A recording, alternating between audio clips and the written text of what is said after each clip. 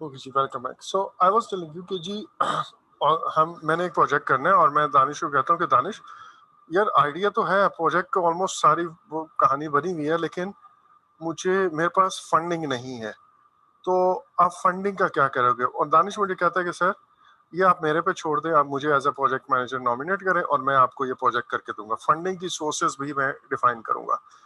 मैं अब बाज दफा ऐसा होता है कि प्रोजेक्ट की जो फंडिंग की, जिसको मैं कहता हूँ फाइनेंसिंग की, प्रोजेक्ट फाइनेंस कैसे करेंगे हम, उसको पैसा कहाँ से मिलेगा, वो सोर्सेस का डिसीजन भी मुझे करना होता है as a part of project. आप प्रोजेक्ट मैनेजर हैं, मैंने आपके ऊपर हवाले कर दिया और मैं आपको कह रहा हूँ कि भाई पैसा कहाँ से आएगा, रिसोर्सेज कहाँ से आएंगी, ये भी आपने खुद मैनेज करना है। तो अब ये जो फाइनेंसिंग की कंसीडरेशन होती है, लेट्स से आप बैंक से लोन लेते हो तो उसका इंटरेस्ट आप पे कितना आएगा, इसकी फाइनेंसिंग की भी कॉस्ट होती है, आपको इंटरेस्ट देना पड़ता है वगैरह वगैरह। तो आप ये भी देखोगे। एक और तरीका ये होता है कि हम कहते हैं कि सर इसमें हम शेयर होल्डर्स बना लेंगे और उनको अपने शेयर्स बेच के हम अपने लिए पैसा जनरेट करेंगे या फंड्स जनरेट करेंगे। अगर आपको मैनेजमेंट का बैकग्राउंड है आप में से किसी का, तो आपको आइडिया होगा कि हम एक एक कहते हैं कि डेट वर्सेस इक्विटी। ठीक है, डेट का मतलब ये है कि जो लोन से जरिए आप चीजें ले रहे हैं, तो लोन का ये होता है कि आपको लोन रिटर्न करना होता है और उस पर इंटरेस्ट भी आप देते हो। और जो दूसरा इक्विटी, इक्विटी के केस में आप क्या कहते हो कि आप अपने शेयर्स, इस प्रोजेक्ट के कुछ शेयर्स बेचते हो और जो लोग शेयर खरीदते हैं वो शेयर का पैसा आपके पास आ जाता है, लेकिन फिर इस प्रोजेक्ट का जो इनकम होती है या प्रॉफिट होता है उसमें से भी आपको उन शेयर होल्डर्स को कुछ ना कुछ देना होता है according to their share. Simplest term में ये है। तो आपके बाज दफा प्रोजेक्ट के ऊपर ये डिसीजन भी कि फंडिंग की जो सोर्स है वो आपने खुद डिसाइड करनी है, यानी कि फाइनेंसिंग की जो सोर्स आपने as a part of cost management plan बताना है कि फंडिंग कहाँ से आएगी। ठीक है, तो इस केस में भी ऑब्वियसली ये चीज हमें चार्टर के अंदर ही लिख के दी जाएगी। तो चार्टर जो है वो मेरे लिए इंपॉर्टेंट है। ओपीएस के अंदर आपको पिछले प्रोजेक्ट का कॉस्ट के एस्टिमेट और डाटा और उनका management plan, lesson learn about planning the cost management, organisation को कुछ स्टैंडर्ड्स बने हुए हैं, कोई पॉलिसीज हैं, जैसे अभी मैंने कहा ये भी एक पॉलिसी हो सकती है कि आपने फंडिंग खुद करनी है। ये भी हो सकता है कि फंडिंग का काम जो है ना वो मैनेजमेंट खुद करेगी, आपको बता दिया जाएगा कि इतने फंड मिल गए हैं, आपने सिर्फ काम करना है। अच्छा, दूसरा ये भी हो सकता है कि मैंने अपनी ऑर्गेनाइजेशन के बारे में, मतलब जो जो फाइनेंसिंग है या फंडिंग है, इसके बारे में क्या था point, sorry, organisation standard policy से एक पॉइंट मेरे माइंड में था, सॉरी यार, वो निकल गया ध्यान से। चले अभी आता है तो मैं बताता हूँ वो क्या पॉइंट था। It was important actually. Financing funding, sorry यार। ओके, मैं आगे चलता हूँ, आप इस माइंड में आ जाएगा। कुछ ऑर्गेनाइजेशन के अंदर कॉस्ट मैनेजमेंट प्लान का प्रोसेस, मतलब ये मैंने आपको बताया, जहाँ पे ऑर्गेनाइजेशन के पैसे कहाँ से आएंगे हम वो भी रखते हैं, और डेट वर्सेस इक्विटी का डिसीजन भी इसी प्लान के अंदर आता है।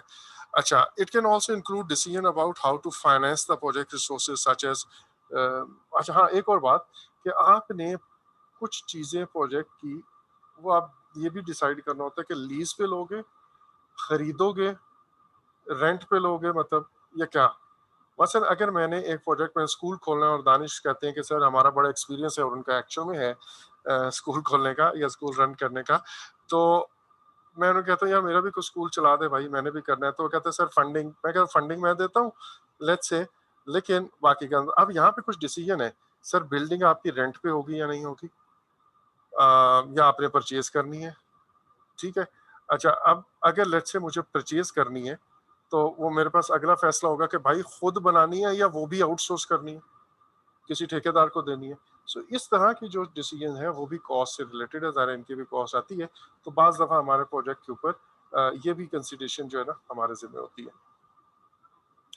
अच्छा, अब ये कुछ टूल्स एंड टेक्निक्स ऐसे हैं प्रोजेक्ट के ऊपर, जो कॉस्ट मैनेजमेंट प्लान बनाते हुए, जो प्रोजेक्ट सिलेक्शन पर भी यूज होते हैं। ये एक्चुअल में सर एक हमने, क्वेश्चन। जी जी, अच्छा, जो हमने बाकी प्लान बनाए थे, स्केड्यूल का प्लान बनाया था, हम्म, स्कोप का प्लान बनाया था, हम्म, उसमें हम लोगों ने development life cycle, development approach और लाइफ साइकिल भी हमने एज अ इनपुट लिया था, बिल्कुल सही है, जिसमें हम प्लान करते हैं how to plan for each. बिल्कुल बिल्कुल तो ऐसे ही है। इसमें हम लोगों ने सिर्फ चार्टर और ओपीए इंक्लूड किया है, इसमें वो चीज़ हाँ, इंक्लूड नहीं अगेन है। अगेन देखें, प्रोजेक्ट मैनेजमेंट प्लान जरूर है, ठीक है, ये आपने याद रखना है। अब कुछ चीजें ऐसी हैं, बल्कि मैं आपको ये जनरल भी बता दूं। एक चीज याद रखिएगा कि मैं जब भी प्लान बनाऊंगा ना, जब भी प्लान बनाऊंगा, तो project management plan as an input आता है मोस्ट ऑफ द टाइम। ठीक है। अच्छा, अब दो सूरत हाल हैं। एक तो मैं आपको ये कह रहा हूं कि भाई मेरा प्रोजेक्ट मैनेजमेंट प्लान इनपुट पे आ रहा है, और प्रोजेक्ट मैनेजमेंट प्लान के अंदर दो वो चीजें हैं जो आप कहते हो, डेवलपमेंट लाइफ साइकिल, और जो मेरे पास ये डेवलपमेंट की अप्रोच है वो। अच्छा, और दूसरा, हर नॉलेज एरिया का एक प्लान है। अब मैं कह रहा हूँ मैं स्कोप का प्लान बना रहा हूँ, और जब स्कोप का प्लान बनेगा तो वो प्रोजेक्ट मैनेजमेंट प्लान के अंदर जाएगा। और एट द सेम टाइम मैं ये भी कह रहा हूँ कि भाई स्कोप का प्लान बनाने के लिए मुझे प्रोजेक्ट मैनेजमेंट प्लान चाहिए। तो इस बात को समझने के लिए आपने ये याद रखना है कि हम जिस सिचुएशन में काम कर रहे हो उस वक्त तक प्लान का जितना हिस्सा बन चुका होता है, हम वो अपने पास एज एन इनपुट लेते हैं। जैसे स्कोप मैनेजमेंट प्लान के लिए बुनियादी चीजें दो, ये उस वक्त शायद ये दो पॉइंट्स मुझे लाजमी चाहिए। अच्छा, इसी तरह जब मैं स्केजुअल बना रहा हूँ तो उस वक्त शायद, क्या यकीनन, मेरे पास में भी स्कोप जो है उसका प्लान फाइनल हो गया हो, या कम से कम उसका कोई ड्राफ्ट, उसके कुछ पॉइंट्स अंडर डेलिब्रेशन हो। अब यही वो बातें हैं जो हम बार बार कह रहे थे कि यार ये, इसका मतलब है एक बंदा बैठ के इस तरह शायद ना बना सके, ये मल्टीपल लोग करते हैं, और मल्टीपल लोग जो प्लान बनाते हैं प्रोजेक्ट मैनेजर इनके दरमियान कोऑर्डिनेट करवाता है। मैं एक एग्जांपल देता हूँ। मैंने अपने प्रोजेक्ट के ऊपर ना बजट जो है वो मैं बना लेता हूँ मंथली बेसिस पे, मंथली एस्टिमेट देता हूँ। जो मेरा स्केड्यूल है ना, वो कहता है मैं क्वार्टरली बनाया हुआ, मैंने तो उसे क्वार्टरली एस्टिमेट दिया मैं। तो विल इट वर्क? वो मुझे कह रहा है 3 क्वार्टर या 2 क्वार्टर या 1 क्वार्टर ये एक्टिविटी चलनी है, और मैं कह रहा हूँ 3 मंथ्स चलनी है। Obviously I want to have a consistency among these two. ऐसा ही है ना? अच्छा, और फिर मैं, या वहां पे वीकली चल रहा है, यहाँ पे मंथली चल रहा है, वो भी it doesn't make any sense. तो आई वुड लाइक कि इन दोनों के दरमियान कोई कोऑर्डिनेशन करने वाला, और वो इंटीग्रेशन फंक्शन है, क्योंकि हमने अभी इंटीग्रेशन नहीं पढ़ा। यहाँ पे जो रीटा के अंदर जितनी भी आपको इनपुट्स आउटपुट्स लिखे हुए हैं, वो उस तरह पिमबॉक की तरह ना वो टेबल पे नहीं बने हुए। ये जनरली कुछ, मतलब जैसे मैं कह रहा हूँ ना, कुछ बातें अब आप अंडरस्टूड समझ लें। ईईएफ एंड ओपीएस लिखा हुआ है या नहीं लिखा हुआ, ये लाजमी इनपुट है, अंडरस्टूड है ये। कोई ऐसी चीज आप मतलब हर प्रोसेस को परफॉर्म करने के लिए लाजमी है कि आपने ये देखना है कि भाई पिछले लोगों ने ये प्रोसेस परफॉर्म करते हुए क्या अच्छा किया, क्या बुरा किया, उनकी कोई बनी बनाई चीजें, इस प्रोसेस से रिलेटेड को खास प्रोजेक्ट का जो, सॉरी, रूल्स हैं, कोई पॉलिसीज हैं, कोई प्रोसीजर्स हैं, वो तो नहीं है।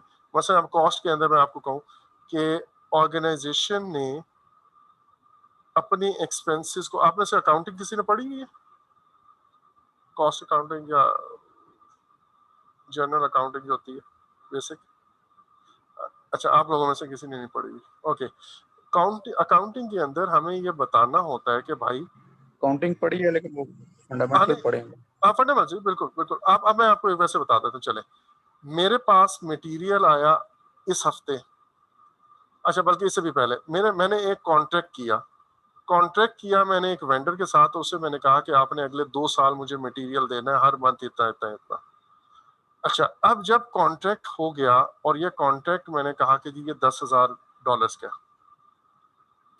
ये $10,000 जो है, ये कब अब मैं अपना खर्चा शो करूंगा कि हो गया? जब कॉन्ट्रैक्ट हुआ उस वक्त, जब मटेरियल आया उस वक्त। हो सकता है मेरे पास मटेरियल आ रहा है, लेकिन मैंने कहा कि पेमेंट मैं आपको आधी पेमेंट दूंगा 1 साल के अख्ताम पे, और बाकी आधी दूंगा दूसरे साल के अख्ताम में। अब मटेरियल तो आ रहा है, पेमेंट्स जो है वो इन 2 पॉइंट्स पे हो रही है। तो मैंने अपना एक्सपेंस कब शो करना है? क्या जब एक्चुअल में खर्चा होगा उस वक्त, या जब उसकी चीज आ जाएगी उस वक्त? तो ये जो पॉइंट्स हैं, ये इसको ना अकाउंटिंग के अंदर हम कहते हैं कि अक्रूवल अकाउंटिंग एक कॉन्सेप्ट है, कि जब अकाउंट हमारा खर्चा हो गया, जब हमारे पास ये माल आ गया, तो हमने इतने का खर्चा कर दिया, चाहे पेमेंट बाद में हो। तो मे भी एक मेथड ये हो सकता है, उसी वक्त मैंने अपना ये कहा कि जी इतने का काम हो गया, या इतने पैसे लग गए, एक्चुअल कॉस्ट मेरी इतनी हो गई। यू सी, ये पॉलिसी प्रोसीजर भी मुझे मिलेगा कहाँ से? उसमें, हाँ। और एक वो जो पॉइंट था मेरे जहन से निकल गया था, वो था ऑर्गेनाइजेशन के अंदर ये पॉलिसी या प्रोसीजर हो सकता है कि भाई आपने डायरेक्ट कॉस्ट सिर्फ गिननी है, इनडायरेक्ट नहीं गिननी। इसके बारे में हमने बात की हुई है, डायरेक्ट एंड इनडायरेक्ट कॉस्ट की। तो या ये हो गया यार, आपने डायरेक्ट कॉस्ट के एस्टिमेट भी लगाने हैं, इनडायरेक्ट के भी करने हैं। सो ये सारी बातें मुझे मे बी चार्टर के अंदर या अगर उस वक्त प्लान का कुछ हिस्सा ऐसा बना हुआ है जिसमें इंस्ट्रक्शंस आ गई हुई हैं, तो हम उनको यूज करेंगे। अच्छा, सो आई वाज टेलिंग यू कि कुछ स्टैंडर्ड इनपुट्स एंड आउटपुट्स आपने लिखने हैं, अपने माइंड में रखने हैं, और वो लॉजिकली रखें। अगर आपके माइंड में लॉजिक आई है कि भाई होना चाहिए, तो यस होना चाहिए, एग्रीड, चाहे ना लिखा हो। आप पेमबॉक उठा के देखें ना, तो बाज दफा पेमबॉक के अंदर भी बहुत सारी चीजें मिसिंग है। मसलन डू यू थिंक कि हमारे प्रोजेक्ट के ऊपर कोई भी ऐसा काम है जो विदाउट एक्सपर्ट जजमेंट हो सके? Is there anything? Obviously no. जो भी मैं प्रोसेस कर रहा हूँ उस प्रोसेस से रिलेटेड तो मुझे कोई जजमेंट यूज करनी पड़ेगी ना, कोई अपनी सेंस यूज करनी पड़ेगी। अच्छा, इसी तरह मोस्ट ऑफ द टाइम मेरा नहीं ख्याल कोई भी ऐसा प्रोजेक्ट हो जिसपे मीटिंग्स आपको ना करनी पड़े। चाहे वो मीटिंग्स यू नो उस पे हो, फेस टू फेस हो, चाहे वो यू नो वर्चुअल हो, बट आपको करनी पड़ती है। तो अब ये लिखा हुआ है या नहीं लिखा हुआ, इट्स अंडरस्टूड। इसी तरह मैंने आपको 3 इनपुट्स लाजमी बताए हैं, वो आपने माइंड में रखने हैं, other than OPS, other than EF. वो 3 इनपुट्स कौन कौन से हैं? वो मुझे मैंने कहा था कि लेसन लर्न रजिस्टर लाजमी देखना है। ये लेसन लर्न है हमारे करंट प्रोजेक्ट के, और ओपीएस के अंदर जो लेसन लर्न है वो है पिछले प्रोजेक्ट्स के। अच्छा, इसी तरह अजम्पशन लॉग का मैंने बताया, इसी तरह मैंने रिस्क रजिस्टर का बताया। अब ये वो बात है जो ना पेमबॉक में अंदर हर प्रोसेस में लिखी हुई है। आप पेमबॉक गाइड उठा के देखेंगे तो यू वुड फील कि इनपुट पे कुछ चीजें हैं ही नहीं और आउटपुट पे उनका अपडेट है, but logically doesn't make any sense. एक चीज मेरे पास इनपुट पे है ही नहीं, उसका मैं अपडेट कैसे करूं आगे? ठीक है। सो अब ये बातें मतलब अब आपकी आहिस्ता आहिस्ता ये आपकी अंडरस्टैंडिंग बनना शुरू हो जानी चाहिए, और जो कि हो चुकी है। आपका ये क्वेश्चन जाहिर कर रहा है कि भाई चाहे मैं आपको क्लियरली ये चीज लिखी हुई है या नहीं लिखी हुई, कुछ चीजें हैं वो लॉजिकली इनपुट पे हैं, इट्स ऑलवेज देयर। ठीक है, shall I move forward Danish? जी सर। जी। ओके। अच्छा जी, अब मैं आपको कुछ, हाँ मैं बता रहा था कि जी ये कुछ ऐसे हैं टूल्स एंड टेक्निक्स जो हम प्रोजेक्ट सिलेक्शन के वक्त यूज करते हैं। और क्योंकि हमने इनिशिएटिव वो जो इंटीग्रेशन नॉलेज एरिया के अंदर जो हमारा पहला प्रोसेस है जिसको हम कहते हैं डेवलप प्रोजेक्ट चार्टर, चार्टर बनाने से पहले ज़ाहिर है एक प्रोजेक्ट की फिजिबिलिटी बनती है, तो ये फिजिबिलिटी के अंदर हम यूज करते हैं। लेकिन हम अपने प्रोजेक्ट के ऊपर जैसे मैंने कहा लाइफ साइकिल कॉस्टिंग भी करते हैं, और बाज दफा हमें अपने प्रोजेक्ट के ऊपर ये भी देखना होता है कि उसके कैश फ्लोस कैसे हैं। मैं ये देखना चाहता हूँ, बाज दफा आप प्रोजेक्ट कर रहे हो, 4 साल का प्रोजेक्ट है, उस 4 साल के प्रोजेक्ट में ही आपको इनकम भी होना शुरू हो जाती है। मसलन अगर दानिश के साथ मैंने मिलकर स्कूल खोलना है, और मैंने कहा कि यार 4 साल हम इसको एक दफा ऑपरेट कर लेना, और उसके बाद ये रूटीन ऑपरेशन में चला जाएगा। पहले 4 साल मुझे एक दफा पूरा सिस्टम या पूरा स्कूल इस्टेब्लिश करके दो, ये प्रोजेक्ट है। तो अब आप देखें कि पहले महीने दूसरे महीने ही मुझे इनकम फीसों की शक्ल में आना शुरू हो जाएगी, और दूसरे ही महीने एक्सपेंसेस भी शुरू हो जाएंगे जो रूटीन के। तो सम टाइम्स, और इसी तरह मैंने अभी आपको कहा था कि आपने एक एक्सपेंस जो कर रहे होते हो, बाज दफा उसका इफेक्ट आप through out the life of that project देखते हो। ये जो इफेक्ट देखना होता है, ये हम मल्टीपल चीजों के थ्रू देख सकते हैं, जो फॉर्मूला यहाँ पे लिखे हुए हैं। मैं अभी इनकी बातें करता हूँ थोड़ी देर में।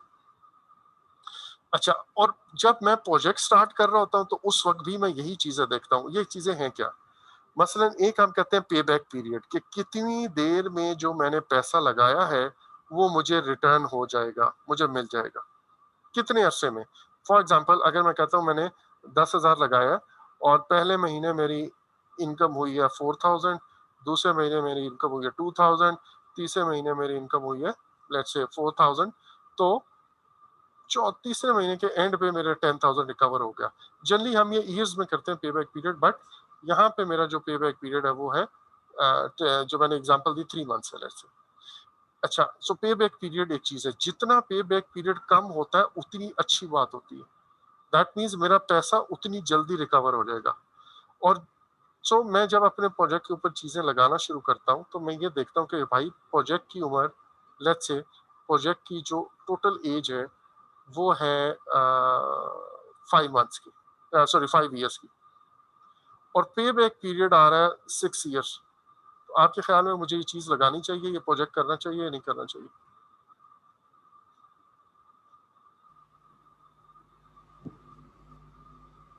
जी, आवाज नहीं आई मुझे। नहीं करना चाहिए ऑब्वियसली। मैं एक पैसा लगा रहा हूँ, मैं एक घर बना रहा हूँ और उस घर ने लेट्स से वो उसकी घर की जो एज है वो या आप गाड़ी खरीद रहे हो और वो गाड़ी जो है ना वो आज से 20 साल पुरानी है और अब मजीद मैक्सिमम 5 साल चल सकती है। आपका इरादा ये है कि इस गाड़ी को मैंने क्रीम के साथ लगा देना है और मुझे इनकम आएगी। अब मैंने अपनी मंथली इनकम कैलकुलेट की, लेट्स से मंथली इनकम मैं कहता हूँ यार मुझे मैक्सिमम 50,000 मिल जाएगी हर मंथ। अब मैंने 5 लाख लगा दिए इस गाड़ी पे और 5,000 सॉरी मैंने चले कितना 20 लाख लगा दिया इस गाड़ी पे। अब वो हर महीने मुझे 50,000 दे रही है। इसका मतलब है 1 महीने बाद 2 महीने बाद मेरे पास 1 लाख आएगा, है ना? और मे बी 10 महीने बाद मेरे पास ये 20 लाख आ गया या जो भी 40 महीने बाद आ रहा है। अब अगर उसकी लाइफ ही उस कार वो इतनी पुरानी हो कि मुझे पता हो कि इस गाड़ी ने मैक्सिमम 6 महीने चलना है, दैट मीन्स अभी मेरा पूरा पैसा रिकवर नहीं हुआ होगा और गाड़ी की एज खत्म हो जाएगी। I would never purchase such a car. ठीक है, I would never make such an investment कि उस इन्वेस्टमेंट ने एग्जॉस्ट हो जाना है, वो प्रोजेक्ट खत्म हो जाना है और अभी उसका पे बैक पीरियड नहीं आया, अभी वो पूरा पैसा रिकवर नहीं हुआ। सो वी वुड लाइक कि जितना जल्दी चीज रिकवर हो जाए, जितना पैसा इन्वेस्टमेंट रिकवर हो जाए, हम कहते हैं the shorter the pay back period better it is. एक और चीज है return on investment, internal rate of return, ये IRR and net present value. Will talk about these thing जब हम इंटीग्रेशन वाला नॉलेज एरिया पढ़ेंगे तो हम इसको बड़ी डिटेल में पढ़ेंगे। ऑब्वियसली इसकी कैलकुलेशन जो है ना वो आपके एग्जाम के स्कोप का हिस्सा नहीं है, बट एटलीस्ट आपको पता होना चाहिए कि एनपीवी पॉजिटिव हो तो क्या मतलब है, एनपीवी नेगेटिव हो तो क्या मतलब है, एनपीवी जीरो हो तो क्या मतलब है। ठीक है, इसी तरह आईआरआर ज्यादा हो तो क्या मतलब है, कम हो तो क्या मतलब है, रिटर्न ऑन इन्वेस्टमेंट 1 से ऊपर हो तो क्या मतलब है, 1 से कम हो तो क्या मतलब है, and so on. Cash flows की बातें हम कर चुके हुए हैं ऑलरेडी कि कैश फ्लोज क्या है। इसके बारे में बस एक कंसीडरेशन आपको और बतानी है, ऑल्दो जब हम एनपीवी और आईआरआर पढ़ेंगे उस वक्त होगा। फॉर एग्जाम्पल ये मेरे पास एनुअल कैश फ्लो आने हैं। मैंने अपना प्रोजेक्ट जो है वो यहाँ पे स्टार्ट किया और मैं कहता हूँ कि पहले 10 लाख मुझे या 10,000 जो है ना वो मैंने लगाने हैं। दूसरे मंथ मेरा 2,000 की लेट्स से मैंने इनकम करनी है, ठीक है, या दूसरे साल तक मुझे 2,000 आ जाएंगे, तीसरे साल तक फिर 2,000 आ जाएंगे, चौथे साल मुझे मे बी 6,000 आ रहे हैं, फिफ्थ ईयर में मुझे 8,000 आ रहे हैं लेट्स। अब यहाँ पे मैं सिर्फ एज्यूम कर रहा हूँ कि एक दफा पैसा गया है, आउटफ्लो हुआ है और इनफ्लो है मुसलसल आ रहा है। बट आपके ख्याल में जो मुझे 2,000 मिलने हैं एक साल बाद, आज के 2,000 और उस दिन के 2,000 एक साल बाद जो मिलने हैं, दोनों की वैल्यू बराबर होगी? What do you think? नहीं सर। नहीं, जो एक साल बाद मिलना है उसकी वैल्यू कम होगी, करेक्ट? और जो 2 साल बिल्कुल। बाद 2,000 मिलने हैं वो और भी कम होंगे आज के 2,000 से। तो मैं कहता हूँ कि यार इनको मैं डिस्काउंट करूं वापस, और वो डिस्काउंट होता है एट सम इंटरेस्ट रेट। ठीक है, मैं बताऊंगा ये कैसे होता है, लेकिन मे बी वो मैं इंटरेस्ट रेट करूँ लेट्स से, जैसे मैं कहता हूँ ना कि आज मैंने 2,000 जमा कराया और इस 2,000 पे 10% इंटरेस्ट लगा, तो साल के बाद ये कितना हो जाएगा? 2,200, है ना? 10% बनता है 200, तो मुझे एक साल के बाद इंटरेस्ट मिलेगा 200, तो 2,200 बन जाएगा। बिल्कुल उसी तरह जब यहाँ से वापस आते हैं तो भी हम वो वही इंटरेस्ट रेट लगा के हम कहते हैं कि यार ये 1,800 लेट्स हो जाएगा। इसको हम कहते हैं कि डिस्काउंटेड रेट या डिस्काउंट करना वापस। तो ये हम कैश फ्लोज पे आज के वैल्यू नहीं देखते, सॉरी उस अगले साल को 2,000 को ऐसे प्लेन नहीं गिन लेते, बल्कि हम उसको प्रेजेंट वैल्यू पे लेके आते हैं कि आज का कितना होगा। बहरहाल ये बातें हम बाद में पढ़ेंगे, सो इसको हम कैश फ्लो की कंसिडरेशन करते हैं। अच्छा, अब ये जो चीजें हैं इसकी बेस पे हमें ये पता चलेगा कि हमारा प्रोजेक्ट कितना अट्रैक्टिव है, या हम प्रोजेक्ट के अंदर कोई इन्वेस्टमेंट कर रहे हैं तो वो कितनी अट्रैक्टिव है। ये दो अलग अलग बातें हैं। एक है कि मैं ओवरऑल प्रोजेक्ट देख रहा हूँ कि इस प्रोजेक्ट के ऊपर जो मैं पैसा लगाऊंगा वो पैसा मुझे कितने अरसे में उसका रिटर्न मिलेगा, रिटर्न कितना मिलेगा, वगैरह वगैरह। दूसरा ये है कि मैं प्रोजेक्ट के अंदर कोई मशीनरी, इक्विपमेंट, किराया, बिल्डिंग या इस तरह की कोई चीज़ लगाना चाह रहा हूँ, एंड आई वांट टू सी कि इस चीज़ को लगाने की कॉस्ट कितनी है वर्सेस इसकी लाइफ कितनी है, और ये मुझे आहिस्ता आहिस्ता जब रिटर्न देगा तो वो रिटर्न, जैसे मैंने अभी पे बैक पीरियड की बात की या एनपीवी की बात की, is it worth investing this much amount, या इसकी जगह मैं कुछ और करूँ। ये जो वाली कंसिडरेशन है बेसिकली ये मेरे पास, जैसे हम स्कूल बना रहे थे तो बिल्डिंग खरीद दूं क्या, तो शुरू में ही शायद मैं ना खरीद पाऊँ, मेरे मेरे कॉस्ट, मेरे बजट से वो चीज़ें बाहर चली गई। तो आई वुड लाइक टू सी कि यार मैं खुद बनाऊं, लेकिन खुद बनाऊं मैं तब कि अगर मुझे स्कूल इतना अर्सा चलाना है इस बिल्डिंग में। अगर मेरा इरादा ही नहीं है कि इतना अर्सा मैंने यहाँ चलाना है, 6 साल 7 साल नहीं चलाने, तो मैं फिर इतनी बड़ी इन्वेस्टमेंट क्यों करूंगा। ठीक है। सो आप अपने प्रोजेक्ट के अंदर इन्वेस्ट कर रहे हो किसी चीज पे, या एज अ होल प्रोजेक्ट की फिजिबिलिटी देखनी है, तो उसके लिए हम यही टेक्निक्स यूज करते हैं। ओके जी, अब ये बातें जितनी भी मैंने की, ये प्रोजेक्ट मैनेजमेंट के कॉम्प्लेक्स कॉन्सेप्ट्स तो नहीं है, बल्कि कॉम्प्लेक्स सिनेरियोज है। अभी तक जो आप प्रोजेक्ट मैनेजमेंट पढ़ते रहे हैं ना, उस प्रोजेक्ट मैनेजमेंट में ना हमने एक अजम्पशन लगाई हुई है, और वो अजम्पशन पता क्या है, वो ये है कि मुझे प्रोजेक्ट जब स्टार्ट होगा तो मुझे फंड मिल जाएंगे, और जब प्रोजेक्ट खत्म होगा तो मेरे ये फंड कंज्यूम हो जाएंगे। ये फंड मुझे स्पॉन्सर देगा, चाहे पूरे के पूरे यहाँ पे दे दे या वक्तन फवक्तन जब जब मुझे चाहिए दे दे। बस आपके assumption ये है। लेकिन अभी जो मैंने बातें की हैं उसके अंदर जो है ना, वो ये भी है कि भाई जब प्रोजेक्ट चलेगा तो इसकी अपनी इनकम भी होगी, इस प्रोजेक्ट के अपने खर्चे भी होंगे। अब दरमियान में और भी एक खिचड़ी बनना शुरू होगी। दूसरी बात, ये फंड मैनेजमेंट ने नहीं देने, आपने खुद देखना है फंड कहाँ से आएंगे, और आपने खुद बैंक से बातें करनी है, आपने खुद बैंक से रिटर्न करना है। तो ये थोड़ी सी चीज़ों को मजीद कंसिडरेशन सोचने पर मजबूर करती हैं, और आपका प्लान उतना ही बड़ा होगा, उतना ही लंबा बन जाएगा। बट सिंपल टर्म्स में ये पॉइंट आपको बस माइंड में हो, काफ़ी है। एक्चुअल में हम अपनी जो पूरी प्रोजेक्ट मैनेजमेंट पढ़ रहे हैं वो उसी असम्पशन पर पढ़ रहे हैं जो आपको मैंने बताई है। अच्छा, आउटपुट पे मेरे पास एक कॉस्ट मैनेजमेंट प्लान आता है, और उस प्लान को हम बजट मैनेजमेंट प्लान या बजट प्लान भी कहते हैं। और ये प्लान बाकी तमाम प्लान्स की तरह ये बताता है कि आपने कब, कैसे कैसे प्लानिंग करनी है, किस तरह कंट्रोलिंग करनी है, किस तरह एग्जीक्यूटिंग करनी है, सो ऑन। और दूसरा इस प्लान का ये फायदा होता है कि ये आपको सोचने पर मजबूर करता है कि आप पूरे प्रोजेक्ट के अंदर से एक दफा गुजर जाते हो, you walk through the project. ठीक है। और हमेशा जब आप प्लान बनाते हैं तो उसका सबसे बड़ा एडवांटेज ये होता है कि आप एक दफा उस पूरे प्लान से गुजर जाते हो, उस पूरे प्रोजेक्ट के अंदर से यू जस्ट पास थ्रू। अच्छा, अब क्या क्या होता है इस प्लान के अंदर। पहली बात, specification for how estimate should be stated. आप जो एस्टिमेट दोगे तो वो किस तरह दोगे। मसलन मैंने अभी कहा कि आप मुझे पर मंथ एस्टिमेट बता रहे हो, वीकली एस्टिमेट्स बता रहे हो, आप मुझे एक्टिविटी वाइज एस्टिमेट बता रहे हो या क्या, और दूसरी बात वो किस करेंसी में बता रहे हो। अच्छा, then level of accuracy means आप ये जो मुझे एस्टिमेट दे रहे हो, how sure you are about this. आप मुझे कह रहे हो कि सर 10,000 लगेंगे, मैं कहूँगा 10,000 ही लगेंगे या प्लस माइनस कुछ हो सकता है। आप कहते हो कि सर मैं, हमारे पास क्योंकि टाइम कम था और हमारे पास ज़्यादा बजट भी नहीं था, तो इसलिए मैंने ये रफ एस्टिमेट आपको दिया है। अगर आपको इससे अच्छा, और ये प्लस माइनस आप कह रहे हैं 15% है, लेकिन अगर आपको अच्छा एस्टिमेट चाहिए in the range of +-5% accuracy वाला, तो फिर मुझे थोड़ा सा टाइम दे तो मैं जाके मार्केट से चेक कर लेता हूँ। दूसरा, level of precision. Level of precision का मतलब ये है कि आपने कितना प्रिसाइज एस्टिमेट लिखना है। फॉर एग्जांपल, मेरा एक प्रोजेक्ट है और वो लेट्स से 10 लाख का है। ठीक है जी। अब ये 10 लाख का जो प्रोजेक्ट है, इस प्रोजेक्ट की सॉरी एक एक्टिविटी है, उस पर 10 लाख मे बी 2021 कुछ लगना है। अब क्या मैं 2021 पूरा लिखूंगा, या मैं इसे राउंड ऑफ कर लूंगा कि यार जब मैं 10 लाख की बात कर रहा हूँ तो फिर ये 2000 क्या मैटर करता है यार। सही है। या इसी तरह 10,91,000 है तो मैं कहूँगा भाई 11 लाख लगना है। तो क्या मुझे राउंड ऑफ करना है या नहीं करना, और करना है तो किस लेवल पे करना है। क्या मैं आखिरी दो फिगर्स जो भी हैं उसको नियरेस्ट 100 पे राउंड ऑफ कर लूंगा।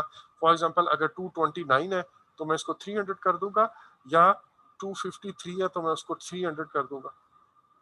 ठीक है, ये वाला 200 हो जाएगा, ये वाला 350 हो जाएगा। या मैं कहता हूँ नियरेस्ट 1000 पे राउंड ऑफ करना है, मींस अगर 925 लिखा हुआ है तो मैं इसको 1000 कर दूंगा, अगर 675 लिखा हुआ है इसको भी 1000 कर दूंगा, अगर 400 समथिंग लिखा हुआ तो पीछे वाला जो 1000 है उसको कर दूंगा। सो ये जो लेवल ऑफ प्रिसीजन है ये भी मैं इन एस्टिमेट का देखता हूँ। फिर एस्टिमेटिंग की कौन सी टेक्निक्स, वो एस्टिमेटिंग की टेक्निक्स आप पढ़ के आए हुए हैं, एनालॉगस है, पैरामीट्रिक है, 1 पॉइंट है, 3 पॉइंट है, बॉटम अप है, वो कौन सी टेक्निक हमने यूज करनी है। रिपोर्टिंग के फॉर्मेट क्या क्या होंगे, आप जो कॉस्ट से रिलेटेड डाटा भेजोगे, रिपोर्ट भेजोगे, उसका फॉर्मेट क्या होगा, ग्राफ में होगा, चार्ट में होगा, डिस्क्रिप्शन में होगा क्या। Rules of measuring cost performance, इसके बारे में हम बिल्कुल शुरू में बात कर चुके हैं बड़ी डिटेल में कि हमने अपोर्शन एफर्ट करना है, हमने sorry percentage complete formula use करना है, या हमने वेटेड एवरेज वाला फार्मूला यूज करना है, या अपोर्शन एफर्ट वाला करना है, एंड सो ऑन। वो रूल्स यहाँ पे लिखे जाते हैं। फिर फंडिंग के डिसीजन, अगर तो आपके प्रोजेक्ट में हमारे पास वो नहीं आ रहा, बाय से फाइनेंसिंग हो रही है, तो फिर मे भी हम वो भी उसके बारे में भी देखेंगे। Methods for documenting cost, cost को ज़ाहिर है आपने अकाउंटिंग उसकी करनी है, जो चीज़ आएगी, कोई इनवॉइसेस आपने रखनी होगी, कोई रसीदें संभालनी होगी, कोई आपने अकाउंटिंग सॉफ्टवेयर में डाटा एंटर करना होगा, जैसे मैं अभी बता रहा था। और फिर किस वक्त आपने एक्सपेंस शो करना है, जब चीज़ ले ली या जब एक्चुअल में बिल की पेमेंट हुई। अब बाज़ दफ़ा इस तरह होता है कि 2 साल पूरे के पूरे आपके पास माल आता रहता है और आप पेमेंट आखिर पे जाके करते हो। तो आपने क्या सोचना है कि भाई मेरा माल आ रहा है, चीज़ हो रही है, काम हो रहा है, और आप कह रहे हो कि अभी पेमेंट नहीं हुई, तो इसलिए मे बी मैं एक्सपेंस शो ना करूं या मैं प्रोग्रेस शो ना करूं, तो ये तो फिर बड़ी अजीब सी बात हो जाएगी। तो यू हैव टू टेल कि भाई हमने किस तरह अपनी इन कॉस्ट को डॉक्यूमेंट करना है। अच्छा, फिर direct and indirect cost use होगी, उसके बारे में गाइडलाइंस है। Guidelines for the establishment of cost baseline for measuring, cost baseline कैसे बनाएंगे। कंट्रोल थ्रेशोल्ड का मतलब ये है कि वो एक्सेप्टेबल वेरिएंस, जिसके बारे में मैं कहता हूँ कि यार ये खैर है, इससे ज्यादा वेरिएंस, सॉरी अगर इतनी वेरिएंस खैर है, हमें कोई एक्शन की जरूरत नहीं, लेकिन अगर इससे ज्यादा वेरिएंस हुई तो फिर हम कुछ करेंगे। ये जनरली परसेंटेज के फॉर्म में होती है। फॉर एग्जांपल मैंने कहा कि जी +-5% मेरे लिए एक्सेप्टेबल वेरिएंस है, अब या +-10% मेरे लिए एक्सेप्टेबल वेरिएंस है। अब ये वो वेरिएंस है जिस पे मैं मे बी लेट्स से अगर मैंने 10,000 अभी तक खर्चा करना है और होना 10,000 था, लेकिन एक्चुअल में हुआ 10,500, तो क्या मैं करेक्टिव एक्शन लूंगा? मैं कहूंगा नहीं भाई, 10,000 का 5% कितना है, 10,000 का 10% कितना है, वो तो है भी 1,000। ओके, नहीं खैर है यार, 11,000 तक मेरे लिए एक्सेप्टेबल लिमिट है, इससे ऊपर गया तो फिर मैं कोई करेक्टिव एक्शन इनिशिएट करूंगा। सो कंट्रोल थ्रेशोल्ड भी आपको बतानी होती है, वरना क्या होगा, वरना ये होगा कि एक बंदा 5% पे जो है ना वो एक्शन लेना शुरू कर देगा, उसके लिए 5% वेरिएंस बहुत बड़ी बात है। एक साहब के लिए या मे बी 15% वेरिएंस कोई फर्क न पड़ती है, एक मोहतरम है वो 1% वेरिएंस पे शोर मचा दे।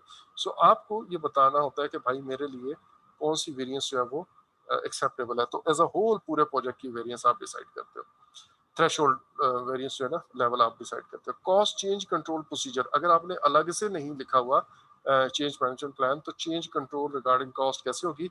अगर अलग से प्लान है भी तो आप यहाँ पे लिख सकते हो, all changes regarding cost will be implemented और through the process of change control defined in the change management plan. इस तरह का कोई सेंटेंस लिखते हैं।